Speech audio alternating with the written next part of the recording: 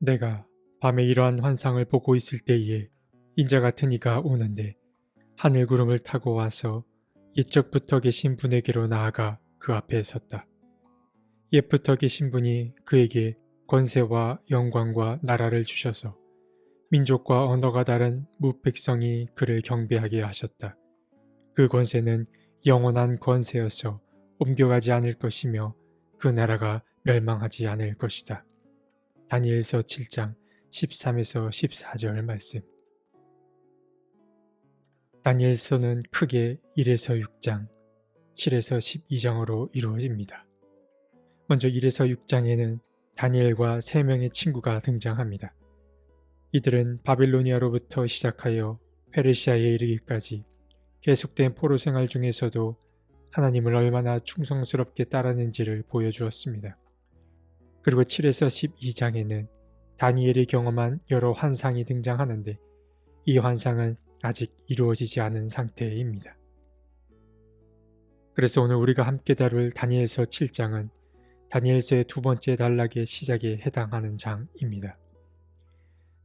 다니엘은 자신이 환상을 본 때가 언제인지를 명확히 명시합니다. 그는 벨사살이 바빌로니아의 왕이 된 첫 해에 바로 이 꿈을 꾸었습니다. 벨사살 왕은 느부갓네살 왕에 이어서 바빌로니아의 왕이 된 인물이었습니다. 어느 날 하늘로부터 아주 거센 바람이 바다를 향해 불어왔습니다. 갑자기 거칠게 출렁이는 바다에서 4개의 커다란 짐승이 수면 밖으로 올라왔습니다. 먼저 첫 번째 짐승은 마치 사자처럼 보였으나 독수리의 날개를 가졌습니다. 또한 그는 사람처럼 두 발로 땅을 디디고 섰는데 마음까지도 사람을 닮았습니다. 두 번째 짐승은 곰처럼 생겼습니다. 이 짐승은 뒷발로 서 있었는데 그 짐승은 갈빗대 3개를 입에 물고 있었습니다. 그리고 누군가 그에게 말하기를 일어나서 고기를 많이 먹어라 라고 말했습니다. 모든 묘사가 알쏭달쏭합니다. 이어서 세 번째 짐승이 나타났는데 그 짐승은 표범을 닮았습니다. 그런데 등에는 새의 날개가 4개나 나 있었고 머리도 4개나 달려 있었습니다. 그는 아주 권위가 있어 보였습니다. 이제 마지막 넷째 짐승이 등장합니다.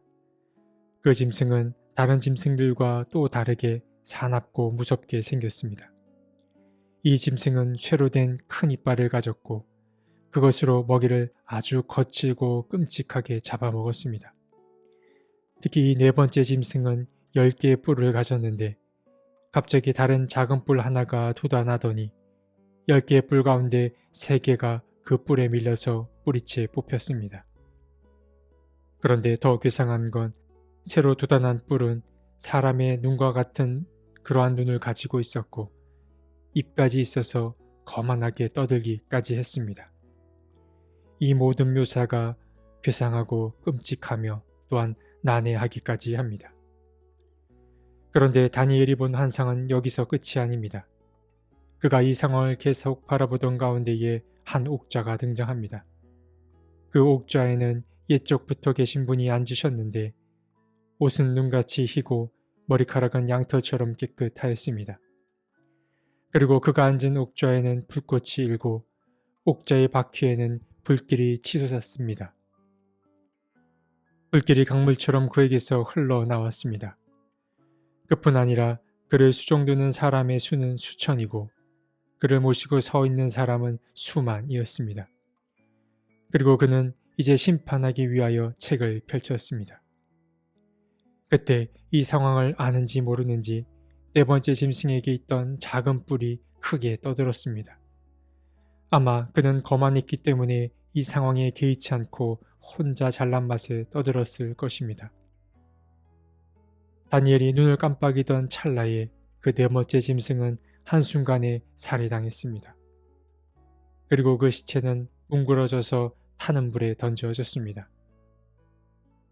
거기서 끝이 아니라 다른 세 짐승도 힘을 빼앗겼고 생명만 겨우 유지하게 되었습니다. 그때였습니다. 인자 같은 이가 하늘에서 구름을 타고 옛적부터 계신 분에게 나아가더니 그 앞에 섰습니다. 그러자 옛적부터 계신 이가 그에게 권세와 영광과 나라를 주셨고 민족과 언어가 다른 모든 백성이 그를 경배하게 했습니다. 그 권세는 영원한 권세였습니다. 그렇기에 그 권세가 어딘가로 옮겨가거나 그 나라가 멸망하는 일은 없을 것입니다.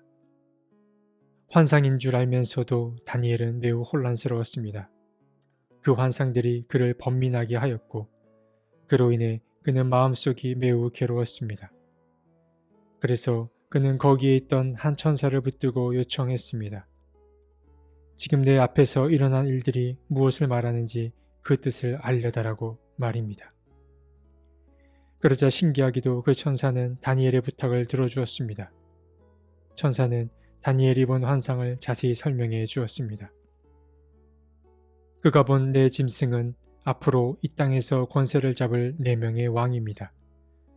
그리고 옛적부터 계신 분의 백성들이 나라를 얻게 될 것이며 영원히 그 나라를 얻게 될 것입니다. 하지만 다니엘은 충분치 않았습니다. 그래서 특별히 4번째 짐승에 관해 자세한 설명을 부탁합니다. 그러자 천사는 말합니다. 4번째 짐승은 마지막에 권세를 잡을 4번째 나라로서 다른 모든 나라와는 다르고 온 땅을 삼키고 짓밟고 으스러뜨릴 것입니다. 그리고 머리에 난 10개의 뿔은 10명의 왕을 가리킵니다. 10개의 뿔 사이로 작은 뿔이 난 것은 그 이후에 또 다른 왕이 일어나게 되는데 그 왕은 먼저 있던 왕들과는 다르고 또 바로 전에 있던 새 왕을 굴복시킬 것입니다. 이 4번째 짐승은 기세등등하여 가장 높으신 분께 대항하여 그의 백성들을 괴롭히고 그의 법까지도 바꾸려 들 것입니다. 그래서 가장 높은 분의 백성들은 잠시 그의 권세 아래 놓이게 될 것이나 그에게 심판이 내려서 그의 권세는 빼앗기고 그의 나라는 멸망하여 없어질 것입니다. 나라와 권세와 영광이 가장 높으신 분의 거룩한 백성들에게 돌아갈 것입니다. 이 이야기를 들은 후 다니엘은 환상에서 깨어났습니다. 그는 여기까지만 보고 여기까지만 들었습니다. 그는 환상의 해설을 들었으나 여전히 고민이 되어 얼굴색까지 변하였지만 이 일을 마음에 잘 간직해 두었습니다. 다니엘서와 요한계시록을 일러 묵시문학이라고 했습니다. 묵시는 감춰진 것이 드러난다 라는 뜻입니다. 감춰진 것은 쉽게 읽혀선 안 되는 법입니다. 그래서 이 묵시문학의 특징은 비유나 상징의 언어로 기록되었다라는 점입니다.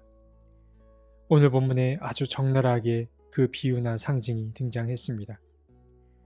천사가 다니엘의 부탁으로 어느 정도 환상을 해석해 주었지만 그것으로는 부족합니다. 우리는 이 환상을 더 해석해 봐야 합니다. 먼저 2에서 3절에 바람에 출렁이는 바다는 곧 하나님을 거스르는 혼돈을 생각나게 합니다. 그리고 그 혼돈에서 4개의 짐승이 출현했습니다. 첫 번째 짐승은 사자처럼 보였고 독수리의 날개를 가졌다고 했습니다. 예레미야서 50장 17절에서 바빌로니아의 느부갓네살 왕이 사자에 비유되었고 에스겔서 17장 3절에서 이 느부갓네살 왕은 큰 독수리로 비유되었습니다. 그러니까 첫 번째 짐승은 곧 바벨로니아를 가리킵니다.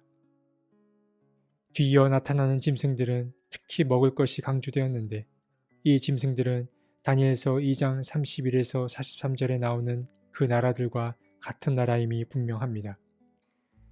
다니엘서 2장에는 바벨로니아에 이어서 메데와 페르시아, 그리스가 등장했습니다.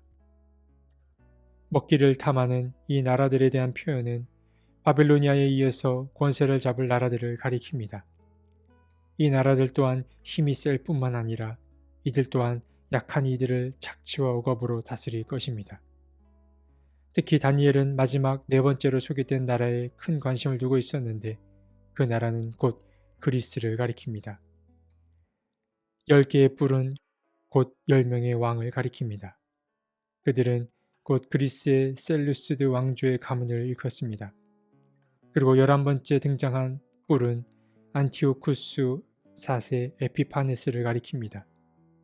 이 에피파네스 임금은 그의 형이자 자신의 전임자였던 셀루쿠스 4세가 암살된 다음에 왕의 자리에 오르게 되는데 그는 이 과정에서 2명의 경쟁자를 몰아냅니다. 이것이 곧 세계의 불이 그의 앞에서 빠진 사건이라고 할 수 있습니다. 그는 제우스를 가장 높은 신으로 모셨고 모든 종교를 하나로 통일하려고 했습니다. 그랬기에 그는 율법을 충실히 지키는 이 유대인들을 박해하였습니다. 그러나 우리가 잊지 말아야 할 중요한 사실은 아무리 견고한 권세라고 하여도 모든 권세는 무너진다는 것입니다. 다니엘은 환상 마지막에 미래를 보게 됩니다. 그리스 임금은 통치권을 빼앗길 것이고 완전히 뿌리 뽑혀 망할 것입니다. 그리고 그 권한은 모두 하나님의 거룩한 백성에게로 옮겨갈 것입니다. 바로 다니엘은 여기까지 본 것입니다. 그는 궁극적으로 도달하게 될 미래는 희망찬 미래임을 보았습니다. 하지만 그 미래로 가기까지 험난한 여정에 놓여 있음 또한 알았습니다. 그는 이 사실을 아무도 믿지 못할 거라는 생각과 그럼에도 이것이 결국엔 이러한 과정들을 거쳐야 한다는 생각에 가슴이 답답하고 겁까지 났습니다. 하나님을 통해 결국 궁극적인 승리는 맞이할 것이지만 그 전까지 인내하고 감내해야 하는 시간이 분명히 존재합니다. 아직 도래하지 않은 미래를 기다리는 일은 쉽지 않습니다. 그러나 마침내 승리는 다가올 것이고 또 그 사실을 믿는다면 당장 눈앞의 현실이 실패로 귀결되는 듯 하더라도 우리는 그 시간을 견뎌낼 수 있습니다. 우리는 실패해도 하나님은 결코 실패하는 법이 없습니다. 이 사실을 마음에 잘 간직하고 사는 우리가 되었으면 좋겠습니다.